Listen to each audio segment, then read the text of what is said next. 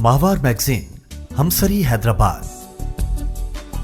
शुमारो अक्टूबर 2021 सिलसिलो कहानी असांजो इंतखाब अमेरिकन राइटर टॉल्स्टॉय जी कहानी औरत या शींह तर्जुमो इंजीनियर अब्दुल वहाब सहतो आवाज साकिब अबड़ो।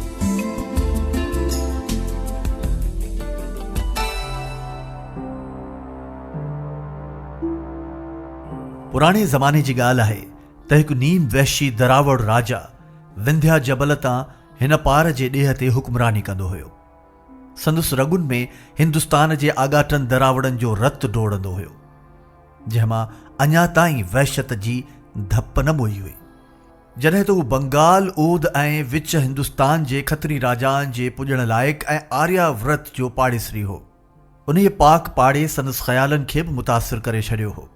जंहिं करे हू सखी बि हो त चेड़ाक बि हो, आज़ाद ख़्याल बि हो त पुराणियुनि वहशी रस्मुनि जो पाबंद पिणु हो। संदुसि तबीयत घड़ीअ तोलो घड़ीअ मासो हुई, मगर संदुसि हुक्म अटल हूंदो हो। हू राजा हो, छुड़वाग हो, तंहिं करे पंहिंजे ख़्यालनि खे जॾहिं ऐं जहिड़े तरीक़े सां चाहींदो हो अमली जामू पाराइण में देर न कंदो हो। खेसि पंहिंजी राय ते पूरो भरोसो हो, जंहिं करे हू हर कमु पंहिंजी रज़ामंदीअ सां सरअंजाम ॾींदो हो। जेतोणीकि अयोध्या ऐं कपिलवस्तु जे अज़ीमुशान दरबारनि वांगुरु संदुसि हिकु दरबार हुई, जंहिंमें उन नीम वहशी रैयत मां चङा चङा रतन कठा कया हुआ ऐं खाउन मशवरो बि वठंदो हो। मगर पंहिंजी राय जी मुखालिफ़त खेसि पसंदि न हुई। ॻाल्हि जी ताईद ते ॾाढो गदगद थींदो हो, लेकिन इख़्तिलाफ़ राय खे बर्दाश्त न कंदो हो। मुखालिफ़त जो ख़्याल बि खेसि पंहिंजे दरबारियुनि जी तमन्नाउनि खे तबाह करण जे लाइ काफ़ी हो। पाड़ेसरी क़ौम जी सुहबत जे असर संदुसि जहालत खे कंहिं हद ताईं भिॼाए छॾियो हो। पंहिंजे हम असर सूरमनि जे बहादुरीअ जे कारनामनि जे मुक़ाबले में हुन बि पंहिंजी राजधानीअ में हिकिड़ो तमाशगाह क़ाइमु कयो हो। उन तमाशगाह में हू इंसानी ऐं हैवानी ज़िंदगीअ जा नज़ारा ॾेखारे नीम वहशी रैयत खे पंहिंजे वक़्त जी तहज़ीब सां सींगारण में वॾी दिलचस्पी वठंदो हो। लेकिन इन तमाशगाह में बि संदुसि दिलेर वहशत ऐं खिल मज़ाक जे पर्दे में कीस करण गॾिजी हिकु नई जिद्दत पैदा कई हुई। यानी इहो तमाशगाह इन लाइ न जोड़ायो वियो हो त माण्हू उते अचनि ऐं गॾु थी ॿिनि तलवार बाज़नि खे विढ़ंदे ऐं आख़िर में हिक खे साणू थी साहु छॾींदे ॾिसनि या उन जूं रड़ियूं ॿुधनि। न ई वरी इन लाइ त हिकु खूनी हैबतनाक दरिंदे जे मुक़ाबले में कंहिं बेदीन राकास जो हशर ॾिसी इबरत हासिल कनि, बल्कि इन तमाशगाह जे बुनियाद जो मक़सदु उन्हनि ॻाल्हियुनि खां अञा मथे हो, जेको ही हो त माण्हुनि जी ज़हनी सघ खे अञा वधीक वधायो ऐं मज़बूत कयो वञे। तमाशगाह जो मंडप पंहिंजे वकुड़दार विरांडनि, पुरस्रार लिकियल तहखाननि, मुंझियल रस्तनि खां बि वधीक ओखनि लंघनि जे करे शाइराणे अदुल ऐं इंसाफ़ जो हिकिड़ो दिलचस्प ज़रियो बणायो वियो हो। जॾहिं रैयत जो को बि फ़र्दु अहिड़ो ॾोही करार ॾिबो हो जंहिंसां ख़ुदि राजा खे पिणु दिलचस्पी हुजे त पढ़ो ॾियारियो वेंदो हो। फलाणे ॾींहुं फलाणे ॾोहीअ जे क़िस्मत जो आख़िरी फ़ैसिलो शाही मलाखड़े में थींदो।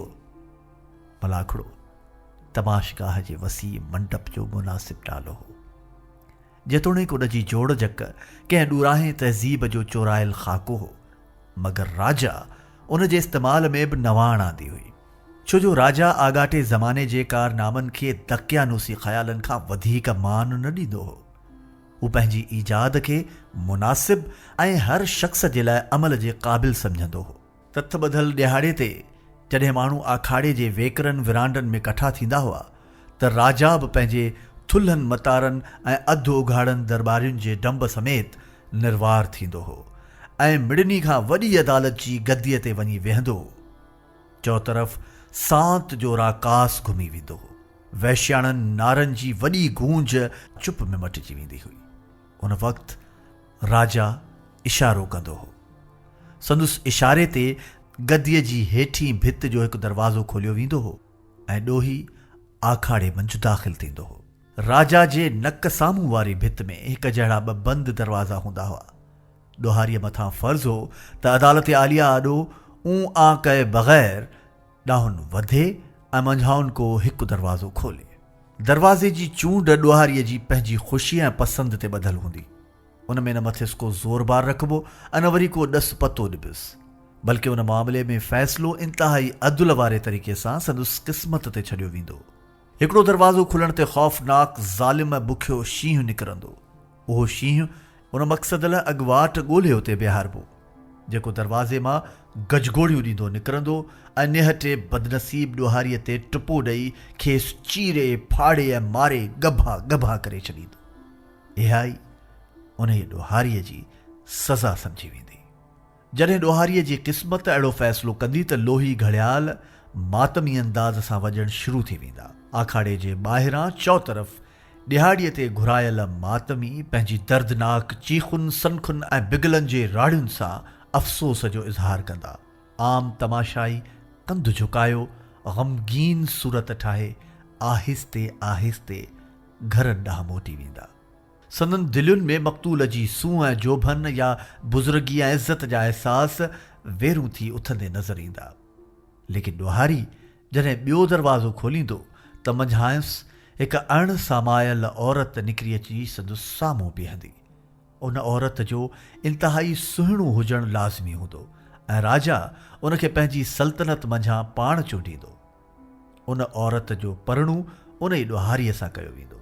वरी इन ई अमर खे ॾोहारीअ जी बेगुनाहीअ जो इनाम सम्झो वेंदो। इन हालत में इहा परवाह न कबी त ॾोहारीअ खे अॻे बि का ज़ाल आहे या न, भले हू कंहिं ॿी औरत खे तन मन सां चाहींदो बि छो न हुजे, सगरो हुजे या छड़ो। राजा पंहिंजे ॾिनल इनाम जे मुक़ाबले में कंहिं ॿी ॻाल्हि जो ख़्याल ई न कंदो। परणे जा सौण साठ थॾे ते आखाड़े मंझ राजा जे साम्हूं अदा कया वेंदा। राजा जे इशारे सां तुर्त ॿियो दरवाज़ो खुलंदो। डिघनि वारनि वारा पूॼारी ॻाइणनि ऐं नचण वारनि कुंवारियुनि छोकिरियुनि खे वठियो बाजनि वाॼनि साण उन जे जोड़े आॾो पहुचंदा। परणे जो काज वॾी धूम धाम सां कयो वेंदो। रस्मुनि जी पुॼाणीअ ते घड़ियाल वॼंदा। समूरा माण्हू पंहिंजे वहशी नाच टुपनि सां ख़ुशीअ जो इज़हार कंदा ऐं बेगुनाह ॾोहारी पंहिंजी नई कुंवार सां गॾु घर ॾांहुं रवानो थींदो। राहुनि में छोकिरा ऐं छोकिरियूं मथनि गुल निछावर कंदा। राजा जी अदालत जो इहो ई नीम मुहज़िब फ़ैसिलो हो। इन ई तरीक़े ते अमल जी ख़ूबी पधरी आहे। ॾोही कंहिं बि नमूने इहो न सम्झी सघंदो हो त औरत कहिड़े दरवाज़े मां निकिरंदी। हू पंहिंजी ख़ासि ख़ुशीअ सां हिकिड़ो दरवाज़ो खोलींदो हो। खेसि इन ॻाल्हि जी बिल्कुलु ई सुध न हूंदी हुई त मां हाणे परणबुसि या मरंदुसि। उनखां अॻे जेके वाक़िया गुज़री चुका हुआ तिन में शींहुं कॾहिं हिन दरवाज़े मां निकिरंदो हो त कॾहिं हुन दरवाज़े मां। ॿियो त इहे फ़ैसिला भला त न हुआ पर अटल पिणु हुआ। यानी अगरि ॾोही पंहिंजे पाण खे वाक़ई ॾोही साबित कंदो हो त अखिछुंभ में खेसि सज़ा मिली वेंदी हुई, ऐं अगरि हू मासूम ज़ाहिर थींदो हो त पोइ इन ॻाल्हि जो पाबंद हो त हू इनखे पसंदि करे या नापसंदि, पर खेसि राजा जे फ़ैसिले मञण खां आजाई मिली न सघंदी हुई। आखाड़ो हिकिड़ो मशहूरु हंधु हो। जॾहिं कुत ख़ल्क़ हिकु अहम फ़ैसिले वारे ॾींहुं उते कठे थींदी हुई त खेनि इन अमर जी बिल्कुलु सुध न हूंदी हुई त हू हिकिड़े ॾोहीअ जो मरणो ॾिसंदा या परणो। इहा अणॼाणाई संदन शौक़ जे जज़्बे खे अञा उभारींदी हुई। तमाशाई जोश में उॿहिरा नज़र ईंदा हुआ। घणो त पंहिंजे दिमाग़ खां कमु वठंदे उबतियूं सुबतूं क्यास आरायूं पिणु कंदा हुआ, लेकिन उन जे फ़ैसिले ते आङुर न खणंदा हुआ, छो जो संदन ख़्याल में फ़ैसिलो ॾोहीअ जे पंहिंजे हथनि में आहे। धुन जे इन हीअ पके राजा जी हिकिड़ी धीअ पिणु हुई जेका संदसि ख़्यालनि वांगुरु रंगीन ऐं आरास्ता हुई। ॿियो हू कुदरती तौरु पंहिंजी धीअ खे जग जहान खां बल्कि पंहिंजी जान खां वधीक प्यारो भाईंदो हो। संदसि दरबारियुनि में हिकिड़ो नौजवान पिणु हो जेको राज जे हिकिड़े इज़तदार क़बीले मां हो। ॿियो त इहो अज़ल खां थींदो आयो आहे त अक्सर दरबारी नौजवान शहज़ादियुनि जी मुहबत जी कोड़कीअ में फासी ॾाढा सदमा सहंदा आहिनि। ईअं ई इन जे नौजवान ते राजा जी धीअ पिणु अकनि छकनि हुई। राजा जी धीअ खे पंहिंजे महबूब जी जान निसारीअ ते पूरो पूरो भरोसो हो, छो जो हू सॼी राजधानीअ मंझि बहादुरीअ सूंहं सोभिया ऐं मुड़ुस माण्हाइप में मिसाली हो। हीअ खेसि शौक़ जी शिदत सां चाहींदी हुई, इन हद ताईं जो संदसि चाहत मंझि तशद्दुद जो जज़्बो पिणु मौजूदु हो। उन खेसि वधि खां वधि दिलसोज़ ऐं पुरजोश बणाइण पे घुरियो। ख़ुशकिस्मतीअ सां उन उल्हा छॾींदड़ इश्क जो सिलसिलो कंहिं मुद्दत ताईं हलंदो रहियो, लेकिन हिकिड़ो वक़्तु अहिड़ो बि आयो जो उहो राज़ राजा आॾो खुली पियो। राजा पंहिंजा फ़र्ज़ निभाइण में वेसांदे ई न वधी। कंहिं बि मुझारे या सोच वीचार में पए बग़ैर नौजवान खे हिरासत में वरिताई ऐं मुक़दमे जो आख़िरी ॾींहुं मुक़ररु करे छॾियाई। उहो ॾींहुं वाक़ई यादगार ॾींहुं हो। पिरजा ऐं ख़ुदि राजा हिन मुक़दमे जी तहक़ीक़ में घणी दिलचस्पी वठी रहिया हुआ। हिन खां अॻे कॾहिं अहिड़ो वाक़ियो रूनमा न थियो हो जो हिकिड़े ख़ासि खेलीअ राजा जी धीअ सां मुहबत करण जी जुर्रत कई हुजे। शायदि दुनिया जे मंड में इहा ॻाल्हि मामूली तसवुर कई वेंदी हुजे, मगर हिननि क़ौमुनि लाइ मुआमिलो निहायत अहम हो। खूनखार जल्लादनि समूरी राजधानीअ जा पिंजरा जाचा जूचा त जीअं मिड़नी खां वधीक सघो मतारो, मिड़नी खां वधीक ज़ालिम ऐं मिड़नी खां वधीक हैबतनाक शींहुं चूंडे सघिजे।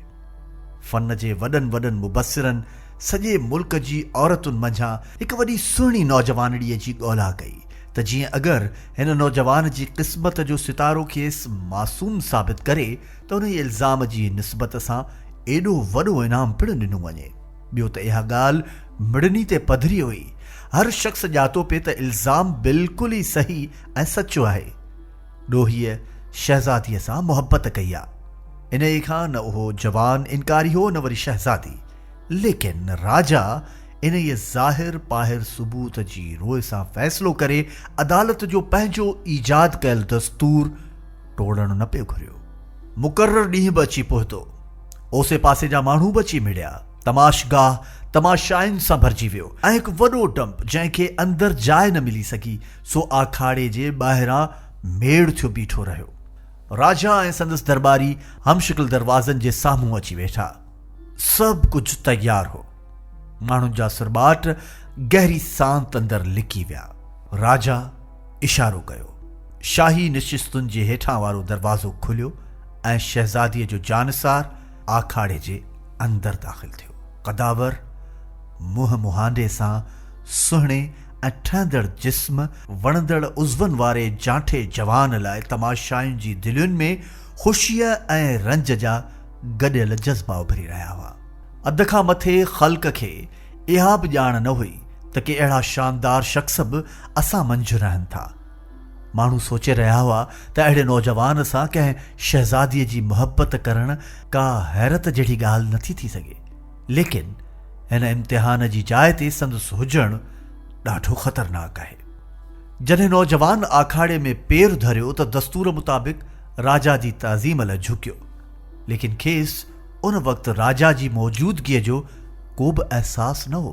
संदसि अखियूं ख़ूबसूरत शहज़ादीअ में खुतल हुयूं जेका राजा जे साॼे हथ ते वेठी हुई।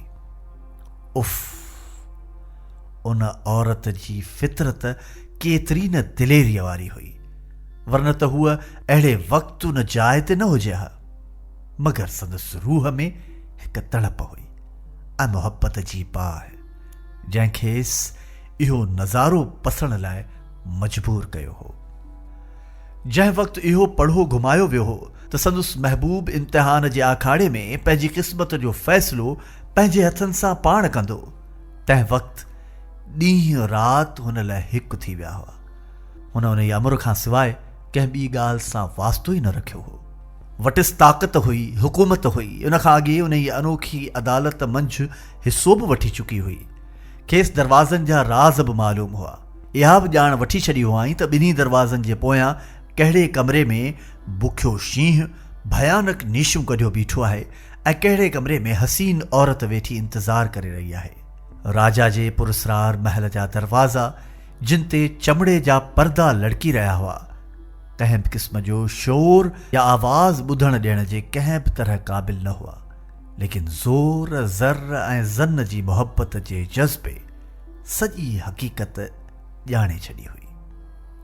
उनखे न सिर्फ़ एतिरो मालूम हो त औरत कहिड़े दरवाज़े जे पोयां हुन जे आशिक जे इंतज़ार में आहे, बल्कि खेसि इहा बि ख़बर हुई त उहा औरत आहे केरु। उहा कुंवारी औरत जेका नौजवान ॾोहीअ जी बेगुनाहीअ जे सिले में चूंडिजी आई हुई, सा दरबार जी मिड़नी छोकिरियुनि खां केतिरा दफ़ा वधीक सुहिणी ऐं वणंदड़ हुई। ख़ुदि शहज़ादी खेसि ख़ूबसूरत सम्झंदी हुई, लेकिन साणुसि नफ़रत कंदी हुई। हुन केतिरा ई दफ़ा ॾिठो ऐं ताड़ियो हो त उहा नाज़ुक हसीना मोहबत भरियुनि नशीलनि नेणनि सां संदसि महबूब खे ॾिसंदी रहंदी हुई। कॾहिं कॾहिं त शहज़ादीअ खे महसूसु थींदो हो त हुन जूं निगाहूं कामयाबी माणे मोटिन थियूं ऐं संदसि महबूब पिणु मोहबत जे पैगाम जो जवाबु ॾेई रहियो आहे। कॾहिं कॾहिं हुन खेनि पाण में ॻाल्हाईंदे पिणु ॾिठो हो। उहा गुफ़्तगू जेका राह वेंदे ऐं झटि पलक लाई हूंदी हुई। गुमान आहे त नामुवाफ़िक़ पहलुअनि ते थींदी हुजे, लेकिन शहज़ादीअ खे कीअं सुध मिले।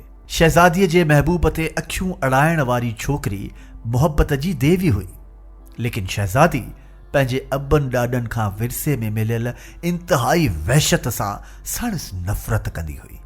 ऐं उहा ई छोकिरी हिन वक़्तु साम्हूं वारनि दरवाज़नि मां हिक जे पोयां लिकायल आहे। जॾहिं संदसि महबूब मुड़ी खेसि ॾिठो, ॿिन्ही जूं निगाहूं चार थियूं। उन वक़्तु शहज़ादी सभ खां वधीक अछी ऐं पीले मुहांडे नज़र अची रही हुई ऐं संदसि चौधारी बेनक़ाब चेहरनि में को बि खांसि वधीक बेहिस ऐं वधीक बेहरकत न हो। ॿिन्ही हिक ॿिए खे अहिड़नि तेज़ जज़्बनि सां ॾिठो जेको सिर्फ़ उन्हनि शख़्सनि खे अता थींदो आहे जिन जा रूह हिक ॿिए सां रलियल हूंदा आहिनि। शहज़ादीअ खे ॼाण हुई त कहिड़े दरवाज़े जे पोयां शींहुं आहे ऐं नौजवान खे पिणु यकीन हो त उहा ज़रूरु ॼाणे थी। नौजवान आशिक़ पंहिंजी मोहबत सां टिमटार फितरत खे सम्झंदो हो ऐं खेसि पको यकीन हो त मुंहिंजूं निगाहूं दरवाज़नि जो सरबस्तो राज़ ॼाते बग़ैर शहज़ादीअ जे चहिरे तां न हटंदियूं। उहो राज़ जेको मिड़नी तमाशायुनि जी नज़रुनि खां ॻुझो हो। नौजवान खे पूरी उम्मीद हुई त शहज़ादी इन मुअम्मे जो हल कढण में कामयाब थी चुकी हूंदी। नौजवान जे मुतलाशी आरज़ूमंद ऐं शौक़ सां टिमटार अखियुनि पुछियो, केॾे? इहो पुछणु शहज़ादीअ ते अहिड़ीअ तरह चिटो थी वियो ॼणो त उन पूरे ज़ोर सां पुकारियो हुजे। पलक बि ज़ाया न थियणु घुरिबी हुई। इहो सुवाल बग़ैर अखि छिंभे सिर्फ़ निगाह जी लतीफ़ जुंबिश ज़रिए पुछियो वियो हो ऐं निगाह जी जुंबिश ई इन जो जवाबु थी पिए सघी। शहज़ादीअ पंहिंजो साॼो हथु खंयो ऐं संदसि रोशन अखियुनि मंझां निगाह साॼे पासे जुंबिश कई। इन्ही लतीफ़ इशारनि खे शहज़ादीअ जे महबूब खां सवाइ केरु न ॾिसी सघियो। नौजवान जी अखियुनि खां सवाइ हर फ़र्द जूं अखियूं साम्हूं वारनि दरवाज़नि ते अटकियल हुयूं। हू मुड़ियो ऐं मज़बूत क़दमनि सां डिघियूं डिघियूं विखूं खणंदो दरवाज़नि जे विच वारो मुफ़ासिलो तय करणु लॻो। दिलनि जी हरकत बंदि थी वई, साह रुकिजी विया, अखियूं आईने वांगुरु मथिस ॼमियल हुयूं।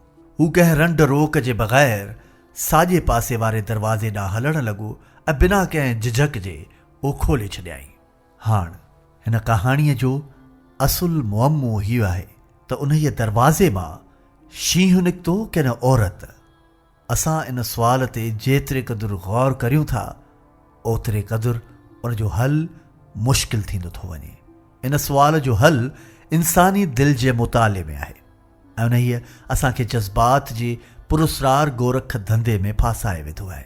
कहाणीअ जा पढ़ंदड़ इन सुवाल जे जवाब ते गौर न करियो, बल्कि उन जोशीली ऐं नीम वहशी शहज़ादीअ जी दिलि जो मुतालो करियो जंहिंजो रूह मायूसीअ जी सफ़ेद बाह में रख थी रहियो हो। मूं उन खे हथां विञायो, लेकिन उन खे केरु माणींदी। अॼु जे ॾींहं खां अॻे पंहिंजी सरगर्म पुछा गाछा जे मंढ में हूअ कई दफ़ा वहशतनाक ख़्वाबनि मां छिरक ॾेई उथी हूंदी। उन केतिरा ई दफ़ा इन ई ख़्याल जे ईंदे ई ॿिन्ही हथनि सां मुंहुं ढकियो हूंदो त संदसि महबूब अहिड़े दरवाज़े खे खोले रहियो आहे जंहिंजे ॿिए पासे ॿिफरियल शींहुं संदसि इंतज़ारु करे रहियो आहे। केतिरा ई दफ़ा संदसि तसवुर पंहिंजे महबूब खे ॿिए दरवाज़े ते ॾिठो हूंदो ऐं दर्द ऐं करब मंझां ॾंद किरटिया हूंदा, पंहिंजे वारनि खे पटियो हूंदाई इन ख़्याल सां त संदसि मतलूब पंहिंजी ख़ुशीअ सां अहिड़े दरवाज़े खे खोले रहियो आहे जंहिंजे पोयां हिकु बेइंतहा सुहिणी औरत आहे। तसवुर ई तसवुर में पंहिंजे आशिक़ खे उन औरत सां मिलण लाइ वधंदे लाल गिटन इश्तियाक वधाईंदड़ निगाहुनि सां संदुसि हथ पकड़ींदे ॾिसी संदुसि दिलि रक़ाबत जी बाहि सां भड़की पई हूंदी। उन तसवुर जी अखियुनि सां पंहिंजे विञायल माशूक जे ग़मगीन जिस्म खे नए रूह सां चमकाट कंदे ॾिठो हूंदो ऐं कुत ख़ल्क़ खे ख़ुशीअ जा नारा हणंदे ॿुधो हूंदो। कॾहिं हुन ख़्यालु कयो हूंदो त शींहुं संदसि जिस्म खे चीरे फाड़े पियो, संदसि चीखूं ॿुधियूं हूंदाई। कॾहिं वेचारीअ पंहिंजे रूबरू हुन खे हिकिड़ी ॿी औरत जो घोट थींदे ॾिठो हूंदो। कॾहिं हुन जूं हॾियूं कड़काट कंदे ऐं टुटंदे ॾिठियूं हूंदाई ऐं वरी कॾहिं मथिसि गुलनि जी वर्खा थींदे नज़र आई हूंदसि। इन्हनि तसवुरनि जे हंगामनि मंझि संदसि रूह हिकु मायूसीअ वारी आह मंझि ॿुॾी वियो हूंदो। हुन सोचियो हूंदो त मां उन वक़्तु मरी वञा ऐं उन दुनिया में वञी पंहिंजे महबूब जो इंतज़ारु करियां जिते हू मुंहिंजे भाकुर मां छिनी न सघिजे। हुन निगाह जी हिक ई जुंबिश सां पंहिंजो फ़ैसिलो ॿुधायो हो, मगर उन फ़ैसिलो ॿुधाइण लाइ केतिरा ई ग़मनाक ॾींहं रातियूं गुज़ारिया हूंदाई। हू ॼाणे पई त मूंखां सुवालु कयो वेंदो ऐं हुन सोचे छॾियो हो त मूंखे कहिड़ो जवाबु ॾियणो आहे। हुन कंहिं सोच वीचार बिना पंहिंजो नाज़ुक हथड़ो साॼे पासे घुमाए छॾियो, मगर इन फ़ैसिले जो नतीजो ॼाणणु आसान नाहे। दरवाज़े मंझां छा निकितो, औरत या शींहुं? तव्हां पाण इन सुवाल ते गौर करियो। मां इन मुअम्मे खे हल करण लाइ पंहिंजो फ़र्ज़ु नथो सम्झां।